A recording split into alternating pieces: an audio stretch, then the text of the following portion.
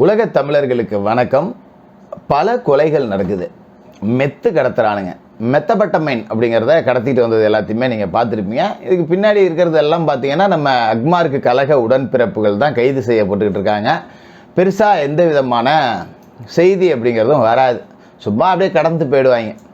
எந்த யூடியூப் சேனலும் இது தொடர்பாக பேசியிருக்க மாட்டாங்க. இந்த கிளாம்பாக்கம் கலைஞர் நூற்றாண்டு பேருந்து நிலையத்தில் 70 கோடி ரூபா மதிப்புள்ள மெத்தபெட்டமைன் கடத்தப்பட்டுச்சு. அதை கடத்தினவன் திமுகவை சேர்ந்த ராமநாதபுரம் மாவட்ட சிறுபான்மை பிரிவு துணைத் தலைவர் இப்ராஹிம் அப்படிங்கிறது வெளியிலேயே வராது. ஜாபர் சாதிக்கு மாரி ஏகப்பட்ட பேர் உள்ளே கிடக்கானுங்க பிறருக்கு. அவன் அயலகணி, இவன் சிறுபான்மை பிரிவு, இன்னும் மாணவர் அணியில் எத்தனை பேர் இருக்கான், இளைஞர் அணியில் எத்தனை பேர் இருக்கான், என்ன இழவில் எத்தனை பேர் இருக்கான் அப்படிங்கிறது வெளியிலேயே வராது. காரணம் என்ன அப்படின்னாக்கா அறிவாலய யூடியூபர்கள் தான் இதுக்கு முக்கிய காரணம். ஏன்னா மெயின் ஸ்ட்ரீம் மீடியா அப்படிங்கிறது ஆளுங்கட்சி ஜால்ராக்கலாம் மாதிரி ரொம்ப காலம் ஆகிப்போச்சு. இப்போ யூடியூப்பில் இதை பேசுகிறதுக்கு அப்படிங்கன்னு ஒரு சிலர் இருப்பாங்க. அவங்க எல்லாம் கைது செய்யப்படுவாங்க. இதை எதையுமே பேசாமல் எடுத்து நேராக இங்கேருந்து ஸ்ட்ரெயிட்டாக மணிப்பூர், குஜராத், உத்தரப்பிரதேசம் இப்படி மட்டுமே பேசக்கூடிய அறிவாலய யூடியூபர்கள் இருக்கானுங்க. அவனுங்க மட்டும்தான் இதை எல்லாத்தையுமே மறைக்கக்கூடிய வேலைகளை செய்கிறது. தேவையில்லாத ஏதாவது பிரச்சனைகளை போட்டு இதை பற்றி பேசாமல் செய்கிறது. நீங்கள் ரொம்பலாம் யோசிக்க வேண்டியதில்லை. சமீப காலகட்டங்களில் திமுகவால் இரும்பு கரம் கொண்டு அடக்கப்பட்டவர்களோட பட்டியல் அப்படிங்கிறத எடுத்து பாருங்களேன். சவுக்கு சங்கர், டிடிஎஃப் வாசன், பிரியாணி மேன், இவங்கெல்லாம் யார்? இவங்கெல்லாம் திமுகவுக்கு எதிராக தொடர்ச்சியாக பேசக்கூடியவர்கள். சாட்டை துரைமுருகன், இதுமாரி எடுத்துக்கிட்டே போகலாம். இவங்க எல்லாருமே தொடர்ந்து கைது செய்யப்படுவாங்க. மறுபக்கம் பார்த்துக்கிட்டிங்கன்னா நக்கீரன் கோபால், முக்கியமாக இந்த ஆளை பற்றி நிறையா பேச வேண்டியது இருக்குது. விரிவாக பேசுவோம். நக்கீரன் கோபால் மாதிரியான இந்த பக்கம் இர்ஃபான் கைது செய்யப்படலை, கோபால் கைது செய்யப்படலை, நக்கீரன் பிரகாஷ் கைது செய்யப்படலை, யூடியூப் ப்ரூட்டஸ் கைது செய்யப்படலை. இவங்கெல்லாம் கைது செய்யப்படுவாங்க, இவங்கெல்லாம் கைது செய்யப்பட மாட்டாங்க. என்ன காரணம் அப்படின்னா இவங்க எல்லாமே எதிர்த்து பேசக்கூடியவர்கள், அரசோட அவலங்களை பேசக்கூடியவர்கள். இவங்க எல்லாமே முட்டு சந்தில் நின்றுட்டு முட்டு கொடுக்கக்கூடியவர்கள். அதனால் இப்படி ரெண்டாக பிரிச்சுக்கலாம். இவங்க எல்லாத்துக்குமே இரும்பு கரம் கொண்டு அடக்கப்படும். இவங்களுக்கு பிரச்சனைன்னு வந்தால் மட்டும் இரும்பு கரம் பழைய இரும்புக்கு பேரிச்சம்பழம் வாங்கி திங்கப்படும், மிச்சர் சாப்பிடப்படும், அவ்வளோதான். இப்போ சவுக்கு சங்கர் விவகாரத்துக்கு வருவோம். சவுக்கு சங்கருக்கு குண்டாஸ்லேருந்து இடைக்கால ஜாமீன் அப்படிங்கிறது வழங்கப்பட்டுருச்சு. ஏகப்பட்ட வழக்குகள் எல்லாத்துலேயும் அடுத்து ஜாமீன் வாங்கிக்கிட்டே இருக்காரு. கிட்டத்தட்ட எல்லா வழக்கும் முடிஞ்சு போச்சு அப்படிங்கிற ரீதியில் பெரம்பலூர் நீதிமன்றத்தில் ஆஜர்படுத்தப்படுறாரு. இந்த பெண் போலீஸை அவதூறாக பேசின வழக்கில் பெரம்பலூர் நீதிமன்றத்தில், ஒவ்வொரு நீதிமன்றத்துலையும் இதான் நடக்குது. கேட்டுங்க, ஒரே வழக்கு பெண் காவலர்களை அவதூறாக பேசுனது. தப்போ சரியோ கோர்ட்டு முடிவு எடுத்துக்கிட்டோம். ஆனால் பல மாவட்டங்களில் வழக்கு போட்டு ஒவ்வொரு மாவட்ட கோர்ட்லேயும் போய் நம்ம அரசு தரப்பு வழக்கறிஞர்கள், வேற யார், அக்மார்க்கு உடன்பிறப்புகள் தான் அரசு தரப்பு வழக்கறிஞர்கள், வேற யாரும் இல்லை. அவங்க வைக்கக்கூடிய வாதம் என்னன்னா அரசு தரப்பு வாதம் அவங்க தானே வைப்பாங்க. 1 வாரம் கஸ்டடி. என்னையா அப்படி கஸ்டடியில் விசாரிக்க போறீங்க, ஒவ்வொரு ஸ்டேஷன்லையும் கூட்டு போயிட்டு அப்படிங்கிறது தெரியல. பெரம்பலூர் கோர்ட்டில் நீதியரசர் என்ன சொல்லிட்டாரு, ஏற்கனவே ஏகப்பட்ட வழக்குகளுக்கு அவர் ஆஜராகிட்டு இருக்காரு, கடும் மன உளைச்சலுக்கு ஆளாயிருக்காரு, உடல்நிலை அவருக்கு சரியில்லை, அதனால சொந்த ஜாமீனில் வெளியே விடுறேன்னு சொல்லி முடிச்சு விட்டார். இப்போ அதுவும் பிடிச்சிருச்சு. இப்போ உடனே அடுத்து என்ன பண்ண ஆரம்பிச்சிட்டாங்க, வேற ஏதாவது ஒரு புட்டப் கேஸ், நீ வெளியிலேயே வரக்கூடாது, அரசாங்கத்தை பற்றி பேசுனா நீ வெளியிலேயே வரக்கூடாது அப்படிங்கிறது உதயநிதியோட ஃபார்முலா. சவுக்கு ரொம்ப தெளிவாகவே பேசிட்டார். என்ன பேசினார் அப்படின்னா, என்னோட தொடர் வழக்குகளுக்கு காரணம் உதயநிதி தான், உதயநிதியோட உத்தரவின் பேரில் தான் என் மேலே பொய் வழக்குகள் போடப்படுது அப்படின்னாரு. பொதுவாகவே சவுக்கு அவர்களை பற்றி பர்சனலாக தெரிஞ்சவங்களுக்கு ஒரு விஷயம் தெரியும். சும்மா சாதாரணமாக பேசும்போது கெட்ட வார்த்தைகளை பயன்படுத்தக்கூடியவர் சவுக்கு. ஆனால் எந்த மீடியாவிலையும் ஆயிரக்கணக்கான பேட்டிகள் கொடுத்துருக்காரு, கெட்ட வார்த்தைகள் அப்படிங்கிறதே வந்திருக்காது. பொது வெளியில் ஒரு கெட்ட வார்த்தை பேசி நீங்கள் பார்த்துருக்கவே மாட்டீங்க. சமீபத்தில் ஒரு ஊடகவியலாளர் அவர் போலீஸ் வேனில் வந்துட்டு இருக்கும்போதே போய் கேள்வி கேட்குறாரு. எங்கே, ஆத்தூர் அரசு மருத்துவமனையில் உடல்நிலை சரியில்லைன்னு அட்மிட் பண்ணாங்க, உடனே கூப்பிட்டு வராங்க. அந்த ஊடகவியலாளர் யார் அப்படின்னா நம்ம அறிவாலய கொத்தடிமை ஊடகவியலாளர் தான், வேறு யாரும் இல்லை, சன் குழுமத்தோட ஊடகவியலாளர் தான். சார் உங்களை எதுக்கு ஆஸ்பத்திரி கூப்பிட்டு வந்திருக்காங்க இதுக்கு அப்படிங்கிற ஒரு வார்த்தை உங்களுக்கு புரிஞ்சிருக்கும்னு நினைக்கிறேன். மறுபடியும் இவர் என்னத்துக்கு ஆஸ்பத்திரி கூப்பிட்டு வந்துடுவாங்க, ஏன்டா ஆஸ்பத்திரிக்கு எது கூப்பிட்டு வருவாங்கன்னு தெரியாதா, இந்த மாதிரி கேள்வி கேட்குற. அடுத்த வார்த்தை 2 கெட்ட வார்த்தை நச்சுன்னு பேசி விட்டு போனார். இது எப்படி தெரியுங்களா, இது மக்கள் கொண்டாடுறாங்க. மறைந்த கேப்டன் விஜயகாந்த் அவர்கள் மீடியாவை பார்த்து பூ அப்படின்னு துப்புனாரு பார்த்தீங்களா, அதுக்கு இணையாக இதை கொண்டாடுறாங்க. இவனுங்களுக்கு இது தேவைதான்.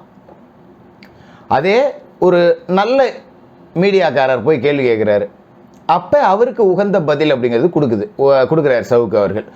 உதயநிதியோட உத்தரவால் தான் என் மேலே தொடர்ந்து வழக்கு போடப்படுது அப்படின்னு. இந்த ஆர்எஸ் பாரதி சொன்ன மாதிரியான ஊடகவியலாளர்கள் கேட்டால், என்னத்துக்கு மருத்துவமனைக்கு வந்திருக்க வரத்துக்கு, என்னத்துக்கு இங்கே வந்துடுவீங்க, ஆஸ்பத்திரிக்கு எதுக்கடா வருவாங்க, இந்த மாதிரி கேள்வி கேட்குற, இந்த மாதிரியான பதில் தான் வரும். இப்படி தான் வரணும். இப்போ அதனால் அவர் மேலே ஒரு டிடிஎஃப் வாசனை எடுத்துங்க. அவன் பைக் ஓட்டினா அது தப்பு தான். பொது வழியில் இந்த வித்தை காட்டுறது போகிறது வர்றதெல்லாம் அவனை பிடிச்சி உள்ளே போட்டாச்சு, திரும்ப வெளியே விட்டாச்சு. தொடர் வழக்குகள் எதுக்கு? அவன் திமுகவுக்கு எதிராக பேசுகிறான். இந்த பிரியாணி மேன் எடுத்துங்க. பிரியாணி மேன் செம்மொழி பூங்காவில் போய் இப்போ ஒரு வீடியோ போட்டார். அதெல்லாம் அப்புறம் செம்மொழி பூங்காவை பற்றி எத்தனையோ பேர் எவ்வளோ விமர்சனம் வச்சுட்டாங்க. அவங்கெல்லாம் கைது செய்யப்படல. பிரியாணி மேன் கைது செய்யப்படுறதுக்கு காரணம் அறிவாலய முட்டு கொடுக்கக்கூடிய ஒரு மீடியாக்காரர் தம்பி இர்ஃபான் தான். இதை பற்றி நம்ம பேசுவோம். இப்போ பிரியாணி மேன் கைது. இந்த வழக்கும் நிற்க போகிறதில்ல, உடைச்சி வெளியே தான் வர போகிறாங்க. மறுபக்கம் சாட்டை, இந்த கள்ளக்குறிச்சி கள்ள சாராயத்தில் கண்ணுக்குட்டி வீட்டில் போயிட்டு ஸ்டாலின் புகைப்படம் இருக்குது அப்படின்னு போட்டாராம். உண்மையை தானே போட்டாங்க, ஏன்னா இவராக எடுத்துகிட்டு போய் ஒட்டி போட்டார். அதுக்கு ஒரு வழக்கு. இப்படி வழக்கு மேலே வழக்கு போட்டாங்க. அவங்களும் எல்லாத்தையும் உடைச்சிட்டு வெளியில் வந்துட்டாங்க. வழக்கு போட்டு நீதிமன்றம் குட்டு வாங்குறதே ஃபுல் டைம் ஜாபாக பார்த்துக்கிட்டு இருக்கு நம்ம ராமர் மாடல் அரசு என்கின்ற திராவிட மாடல் அரசு. இப்போ இவங்களை எல்லாத்தையும் விட்டுருவோம். இவங்க எல்லாமே எதிர்த்து பேசுகிறாங்களா, இது கைது படலம் தொடருது. இந்த பக்கம் பார்த்தீங்கன்னு வச்சுக்கிங்களேன், இர்ஃபான் எடுத்துங்க. கருவில் இருக்கிற குழந்தை ஆனா பெண்ணான்னு பணம் இருக்குன்னு சொல்லிட்டு துபாயில் போய் செக் பண்ணிவிட்டு அதை பொது வெளியில் வீடியோவாக போடுறது அப்படிங்கிறது எவ்வளோ பெரிய குற்றம், மிகப்பெரிய குற்றம். இவங்க செஞ்ச எல்லா பேட்டி, இவங்க பேசுனது தப்பாக கூட இருக்கட்டும், இது எல்லாத்தையும் விட இது பெரிய குற்றம். அதாவது பணம் இருக்குதுன்னா நேராக துபாய் போங்க, அங்கே வந்து சட்டப்பூர்வமாகவே அனுமதி இருக்குது, அங்கே போய் செக் பண்ணிக்கிட்டு ஆனால் பெண்ணான்னு பார்த்துட்டு, பெண்ணாக இருந்தால் நீ அங்கேயே கழிச்சிட்டு வந்துடலாம், வேணும்னா வச்சுக்கலாம், வேணான்னா வச்சுக்க வேணான்னு தானே அந்த வீடியோக்கு அர்த்தம். இவனை முதல்ல பிடிச்சி உள்ளே போட்டிருக்கணுமா இல்லையா? போடலை. ஆனால் இந்த இப்போ சமீபத்தில் ஒரு விபத்து வேற நடந்துச்சு. ஒரு அம்மா இறந்து போனாங்க, ஒரு கூலி தொழிலாளி இறந்து போனாங்க இர்ஃபானோட கார் விபத்தில். கைது செய்யப்படலையே. கேட்டால் மன்னிப்பு கடிதம் எழுதி கொடுத்துருவாங்களாம். இவங்க பண்ணதெல்லாம் வந்து உலகமகா குற்றம். பிடிச்சி ரிமாண்ட் போட்டு கேஸ் மேலே கேஸ் போட்டு குண்டாசில் அடைச்சி வெளியே வர விடாமல் டிஸ்ட்ரிக்ட் கேஸ் போட்டு கஸ்டடியில் எடுத்துக்கிட்டே இருக்கணும். இவன் பண்ணது சும்மா சாதா குற்றம், வெளியில் விட்டுறலாம் மன்னிப்பு கடிதம் எழுதி வாங்கிட்டு. என்ன காரணம்? ஒரு இன்டர்வியூ எடுத்த ஆட்கள்லாம் பார்த்தீங்கன்னாலே தெரியும். போய் கடை சோறு தின்னுட்டு ரிவ்யூ போடுறது. இந்த தம்பி ரிவ்யூ கொடுத்த பல கடைகள் வந்து ரைடு நடத்தி இழுத்து பூட்டப்பட்ட வரலாறுகள்லாம் இருக்குது. அதெல்லாமே ஒரு விளம்பரத்து அந்த கடைக்கு ரிவ்யூ கொடுக்கறதையே காசு வாங்கிட்டு தான் பண்ணுவாப்புல. அது கூட அவரோட தொழில், அவரோட திறமை அப்படின்னு விட்டு போயிடலாம். இந்த மாதிரியான வீடியோக்கள் போடுறது வெளியில் இருக்காருன்னா காரணம் என்ன? உதயநிதி அவர்களை ஒரு பேட்டி எடுத்திருப்பார், நீங்கள் பார்த்துருப்பீங்க. அதுதான் காரணம், வேறு ஒன்றும் இல்லை. ரொம்பலாம் யோசிக்க வேண்டியது கிடையாது. ஆளுங்கட்சியோட ஆதரவு அப்படிங்கிறது இருக்குது. அப்புறம் எப்படி வழக்கு போடுவாங்க? அடுத்து நக்கீரன் கோபால் எடுத்துங்க. இந்த உலகத்திலேயே தேர்தல் கருத்து கணிப்பு அப்படின்னு ஒன்று நடந்ததுன்னா இந்த கட்சி இத்தனை, இந்த கட்சி இத்தனை அப்படின்னு தான் காலங்காலமாக சொல்லி பழக்கம்.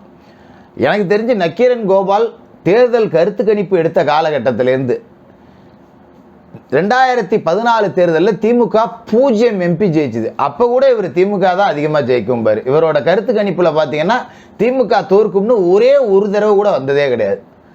எப்போ பார்த்தாலும் 2011 திமுக ஆளுங்கட்சியாக வரும்னு சொன்னால் தானே. அந்த அளவுக்கு இவர் வந்து அறிவாலய அண்டா. நம்ம செந்திலுக்கெல்லாம் முன்னாடி, சீப்பு செந்திலுக்கெல்லாம் முன்னாடி பெரிய அண்டா இவர் தான். அவர் இவ்வளோ பெரிய அண்டான்னா இவர் இந்த நெல் வைக்கிற அளவுக்கு பெரிய கொப்பரைன்னு வச்சுக்கலாம், அறிவாலய கொப்பரை அப்படின்னு. இந்த கொப்பரை என்ன பண்ணுச்சுன்னா, இந்த பொள்ளாச்சி பாலியல் வழக்கு இருக்குல்ல, 700 வீடியோ இருக்குது, 400 வீடியோ இருக்குது, 500 வீடியோ இருக்குது அப்படின்னு சொல்லிட்டு அந்த கண்டென்ட்டு, ஹாட் கண்டென்ட் எதை மக்கள் தீவிரமாக பார்க்குறாங்களோ அதை அப்படியே போட்டு கிளப்பி விட்டு காசு பார்க்குறது. இந்த ஸ்ரீமதி வழக்கெல்லாம் இந்த கொப்பரை அப்படி தான் உருட்டுச்சு. அந்த பிள்ளைய மாடியிலேருந்து தள்ளி விட்டுருக்கானுங்க, காலை பிடிச்சி இழுத்துட்டு வந்திருக்கானுங்க, வாய்க்கு வந்ததை பேசுறது. அந்த நேரத்தில் கண்டென்ட் மக்கள் பார்க்கணுன்னு. இவருக்கு பேர் புலனாய்வு புலி. இந்த இப்போ என்ன பண்ணிட்டாருன்னாக்கா, இந்த பொள்ளாச்சி பாலியல் வழக்கில் என்கிட்ட அத்தனை வீடியோ ஆதாரம் இருக்குது, இத்தனை வீடியோ ஆதாரம் இருக்குன்னு வாய்க்கிலேயே போட்டார்ல. அந்த வழக்கு சிபிசிஐடி விசாரணை செஞ்சு அதன் பிறகு சிபிஐக்கு மாற்றப்பட்டுச்சுல்ல. சிபிஐ என்ன பண்ணியிருக்கு, நீ தான் இத்தனை வீடியோ இருக்குன்னு இல்லை, அதெல்லாம் கொண்டா சாட்சியாக சேர்த்துக்கிறேன்னு சொல்லிட்டு இந்த ஆளுக்கு சம்மன் கொடுத்துருச்சு. ஆனால் இந்த ஆள்கிட்ட ஒரு வீடியோவும் கிடையாது. இப்படி பொய் செய்தியை பரப்பி மக்கள் மத்தியில், அதாவது பொள்ளாச்சி பாலியல் வல்லுறவு நடந்தது உண்மை, அதில் மாற்றுக்கிறது இல்லை. சும்மா 200 வீடியோ இருக்குது 300 வீடியோ இருக்குன்னு சொல்லிட்டு கண்டென்ட்டை பார்த்து 4 பேர் பார்த்து காசு சம்பாதிக்கணுங்கிறத வாய்க்கு வந்ததை பேசிட்டு இன்னைக்கு சிபிஐயில் வீடியோ கேட்டால் அவ்வளோ வீடியோ இவர்கிட்ட இல்லை. எந்த அடிப்படையில் பேசுனேன் அப்படின்னு கேட்டால் கோர்ட்டில் போய் பார்த்துக்கிறது, நம்ம தான் இழுத்துக்கோமே பார்த்துக்கோமே அப்படின்னு. இந்த மாதிரி பொய் செய்தி பரப்புற இந்த ஆளை தூக்கி உள்ளே போட்டுருக்கணுமா இல்லையா? போடலை. காரணம் என்ன? காலங்காலமாக அறிவாலய கொப்பரையாக இருக்கிறது தான், வேற ஒன்றும் கிடையாது. அதுமாரி நம்ம சீப்பு செந்தில் வாயை திறந்தா உத்தரப்பிரதேசத்தில், மணிப்பூரில், குஜராத்தில் அப்படின்னு தான் ஆரம்பிப்பார். இங்கே கள்ளக்குறிச்சியில் கள்ள சாராயம் நடந்தால் இதுக்கெல்லாம் முதலமைச்சர் என்னப்பா பண்ணுவார்? காவல்துறையோட தப்புப்பா. சரிப்பா, காவல்துறைக்கு யாருப்பா பொறுப்பு? அது முதல்வர். இதுக்காக என்ன ஒவ்வொரு ஊர்லேயும் போய் முதலமைச்சராக பார்த்துட்டு இருக்கணும் அப்படின்னு முட்டு கொடுக்கக்கூடியதால தான் இவர் அண்டா, தனக்குத்தானே அண்டான்னு சொல்லிட்டார். நம்ம சொல்லிக்கல, திராவிட அண்டா.